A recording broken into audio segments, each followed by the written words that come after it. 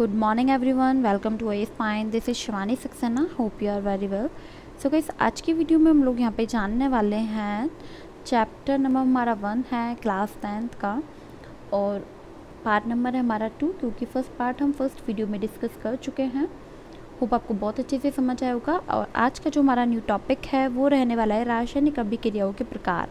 आखिर रासायनिक अभिक्रियाओं के प्रकार कितने होते हैं, कौन कौन से होते हैं, सारे प्रकार के बारे में हम लोग डिटेल्स में जानेंगे। आपको वीडियो का एंड तक देखना है। कोई भी प्रॉब्लम आपको आती है समझने में तो आप उसे कमेंट बॉक्स में क्लियर कर सकते हैं बहुत इजीली। सो आइए चलते हैं टॉपिक की ओर। तो रासायनिक अभिक्रियाओं के प्रकार कितने होते हैं, ठीक है। अगर आपसे बात करी जाए तो रासायनिक अभिक्रियाओं के जो प्रकार होते हैं एक तरीके से हम 5 बोल सकते हैं। कौन कौन से?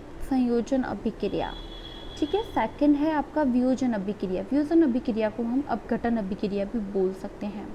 एक होता है विस्थापन अभिक्रिया, एक होता है द्विविस्थापन अभिक्रिया और आपका जो लास्ट होता है वो होता है अपचयन या फिर अपचयन, मतलब उपचयन या फिर अपचयन अभिक्रिया। तो ये जो मैंने आपको नेम बताए हैं इसके बारे में हम लोग डिटेल्स में जानेंगे। फर्स्ट आता है आपका संयोजन अभिक्रिया। आखिर क्या होता है आइए जानते हैं। मतलब अगर इसकी डेफिनेशन की बात करी जाए लाइक जानते हैं इसके बारे में कि जो कैल्शियम होता है, कैल्शियम ऑक्साइड जल के साथ क्या करता है, तीव्रता से अभिक्रिया करता है और कैल्शियम हाइड्रोक्साइड का निर्माण करके अधिक मात्रा में क्या करता है, ऊष्मा को क्या करता है, ऊष्मा उत्पन्न करता है। अगर जानना चाहे इसके बारे में तो जैसे CaO प्लस H2O और दहन करने के बाद क्या हुआ, H2O प्लस ऊष्मा इसने उत्पन्न की। तो ये यहाँ पे आपको समझ लेना है, बुझा हुआ चूना और एक तरीके से बिना बुझा हुआ चूना आप यहाँ पे देख पा रहे हैं। और आपको पता है कि ऐसी अभिक्रिया जिसमें 2 या 2 से अभिकारक मिलकर क्या करते हैं, एक उत्पाद का निर्माण करते हैं, तो उसे हम लोग बोलते हैं संयोजन अभिक्रिया। क्या बोलते हैं? संयोजन अभिक्रिया बोलते हैं, ठीक है, कॉम्बिनेशन। तो आप इस तरीके से बोल सकते हैं। अब क्या हुआ आपका कि Ca मतलब कैल्शियम ऑक्साइड CaO को बिना बुझा हुआ चूना भी कहा जाता है और जो कैल्शियम हाइड्रोक्साइड होता है, हाइड्रोक्साइड मतलब CaOH2, तो इसको बुझा हुआ चूना भी कहा जाता है, ठीक है। ये यहाँ पे आपको समझ लेना है, मतलब कैल्शियम ऑक्साइड CaO, ओके, बिना बुझा हुआ चूना, और कैल्शियम हाइड्रोक्साइड CaOH2 को बुझा हुआ चूना कहा जाता है, ठीक है। इसके कुछ पॉइंट्स जान लेते हैं हम।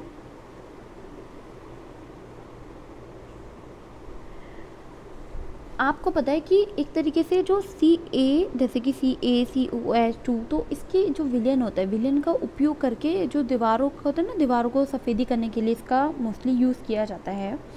और अगर बोला जाए आपसे कि इसका वायु में उपस्थित जो भी CO2 के साथ जो भी धीमी गति में एक अभिक्रिया करके क्या होता है, दीवारों पे CaCO3 एक तरीके से पतली परत में इस पर बना देता है। आपको ये भी यहाँ पे जान लेना है, इसका मैं एक समीकरण आपको बताती हूँ। CaO प्लस H2O प्लस का दहन करके जो मैंने अभी आपको बताया था, तो इस अभिक्रिया में क्या होता है कि उत्पादन करने के बाद में, देखिए अभी आपको दिखाई देती हूँ,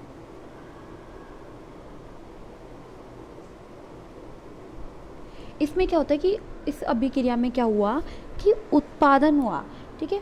अब उत्पादन का निर्माण के साथ साथ ऊर्जा भी उत्पन्न होती है। क्या हुआ, ऊर्जा भी इसमें उत्पन्न हुई प्लस, ठीक है, ऊष्मा इसमें उत्पन्न हुई और सॉरी तो आपको पता है कि ऐसी अभिक्रिया जिसमें ऊष्मा का भी उत्पन्न होना, उसे हम क्या बोलते हैं, ऊष्माक्षेपी मतलब रासायनिक अभिक्रिया बोलते हैं। ऊष्माक्षेपी रासायनिक अभिक्रिया, ठीक है। तो ये आपको बहुत अच्छे से समझ आया होगा, बहुत ही अच्छे से। ऊष्माक्षेपी अभिक्रियाओं के कुछ उदाहरण हैं जो हम लोग देख लेते हैं यहाँ पे बहुत ही अच्छे से। आपको पता है कि प्राकृतिक गैस दहन इसका एक बहुत ही अच्छा एग्जाम्पल है, ठीक है।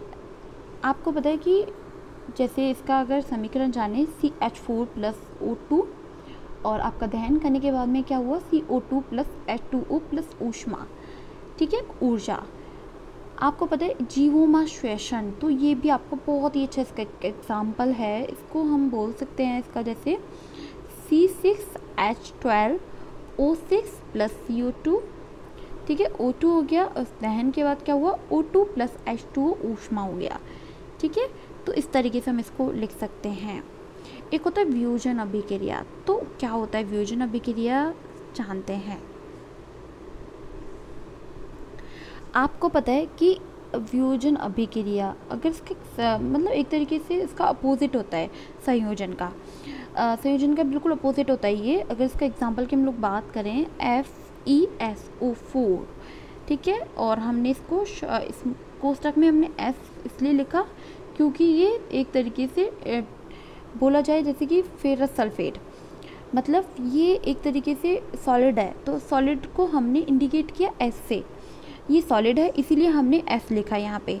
अब हम इसे गर्म करते हैं और गर्म करने के बाद में ये अन्य पदार्थों को एक तरीके से खंडित हो जाता है और उसमें से एक पदार्थ होता है जैसे कि Fe2O3 मतलब फेरिक ऑक्साइड। फेरिक ऑक्साइड हमें इससे मिला, ठीक है, ये यहाँ पे आपको समझ लेना है। होप आपको बहुत अच्छे से समझ आ रहा होगा, ठीक है। आप इसको यहाँ पे देख पा रहे हैं, ये क्या था, पहले फेरस था, फिर फेरिक ऑक्साइड हमें मिला, ठीक है, ताप। तो इससे एक तरीके से आप बोल सकते हैं कि शांग सल्फर डाइऑक्साइड भी इससे बनता है और इसके साथ बनता है सल्फर डाइऑक्साइड। एक पदार्थ कई अन्य पदार्थों में एक तरीके से विखंडित हो गए, ठीक है, विखंडित हो गए। आपने देखा यहाँ पे पहले इसमें हुआ, फिर SO2, ठीक है, तो SO3, तो इस तरीके से ये धीरे धीरे विखंडित होता चला गया। और इस ये जो अभिक्रिया है जो हमने अभी करके दिखाई, तो इसी अभिक्रिया को हम अब क्या बोलते हैं, एक तरीके से जैसे जो अभिक्रिया है वियोजन अभिक्रिया या फिर हम इसे अपघटन अभिक्रिया, हम इसे बहुत इजीली बोल सकते हैं। अब आप लोगों के मन में एक डाउट होगा कि हम इसके डेफिनेशन को कैसे मतलब रिप्रेजेंट हम कैसे कर सकते हैं। आपको पता है कि ऐसे रासायनिक अभिक्रियाएं जिसमें क्या होता है कि एक अभिक्रिया टूट के छोटे छोटे उत्पाद प्रदान करता है, वो क्या कहलाता है, वियोजन मतलब अपघटन अभिक्रिया कहलाता है। फेरस सल्फेट को गर्म करने से एक क्या मिला, फेरिक ऑक्साइड हमें मिला, सल्फर डाइऑक्साइड तथा सल्फर ट्राइऑक्साइड एक तरीके से वियोजित हो जाता है। उदाहरण के लिए कि क्या होता है कि ऊष्मा देने पर कैल्शियम कार्बोनेट और कैल्शियम कार्बोनेट का एक तरीके से कैल्शियम ऑक्साइड और फिर कार्बन डाइऑक्साइड वियोजित होना, तो वो क्या हुआ, एक तरीके से वियोजन अभिक्रिया है। जैसे मैंने आपको बताया था CaCO3, ये क्या है, सॉलिड है, तो हमने इसको S से प्रतिष्ठित किया। अब ऊष्मा और फिर उसके बाद से हो गया आपका CaO, ये भी आपका सॉलिड है, प्लस आपका CO2, तो इस तरीके से ये यहाँ पे हुआ। अब हम जाने यहाँ पे सेकंड एग्जाम्पल के बारे में, तो आपको यहाँ पे सेकंड एग्जाम्पल के बारे में पता चलेगा कि आपका जो भी एक सूर्य के प्रकाश सिल्वर एक फ्लोराइड, मतलब एक तरीके से सिल्वर क्लोराइड का वियोजन होता है, सिल्वर का क्लोरीन में होता है। कैसे जानते हैं कि आपका हुआ यहाँ पे 2AgCl, मतलब ये सॉलिड है, सूर्य का प्रकाश हुआ, सूर्य के प्रकाश के बाद में आपका 2G, ठीक है, 2Ag हो गया, और प्लस ये आपका क्या, ये भी सॉलिड है, प्लस आपका इससे मिला हमें Cl2, मतलब क्लोरीन भी हमें मिला, और सिल्वर, ठीक है, ये यहाँ पे आपको समझ लेना है। सूर्य के प्रकाश से सिल्वर एक तरीके से वायु का वियोजन सिल्वर ब्रोमीन में होता है, ठीक है, ब्रोमीन में होता है, तो ये यहाँ पे बहुत अच्छे से आपको समझ लेना है। आपको पता है कि सिल्वर जो एक तरीके से वोमाइड है, उसका उपयोग किस में किया जाता है, जैसे कि शाम श्वेत मतलब ब्लैक एंड वाइट फोटोग्राफी में इसका यूज़ किया जाता है। और जो वियोजन अभिक्रिया होता है, अभिकारक को तोड़ने के लिए ऊष्मा, मतलब जो ऊष्मा का प्रकाश है, विद्युत है, विद्युत की ऊर्जा की आवश्यकता इसमें होती है।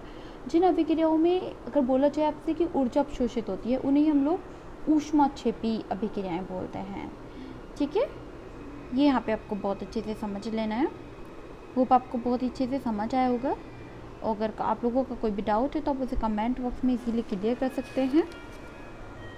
आज के लिए इतना ही, और अगर आपको कुछ नहीं समझ आ रहा है तो आप उसे कमेंट बॉक्स में क्लियर कर सकते हैं। मैं उसे कोशिश करूँगी कि मैं आपके उस डाउट को बहुत ही अच्छे से क्लियर कर पाऊँ।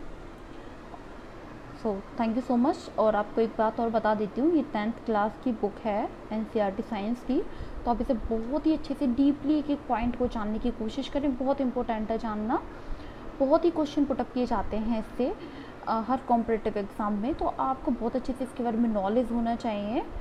सो मन में कोई डाउट ना रखें आप, ठीक है। ओके, सो आज के लिए इतना ही। नेक्स्ट वीडियो में हम जानेंगे इसकी 3rd प्रकार के बारे में, जिसका नाम है विस्थापन प्रक्रिया। ओके, अभिक्रिया के बारे में हम बात करेंगे, तो आप लोग इसको अच्छे से पढ़ लेना घर पे बैठ के। Thank you.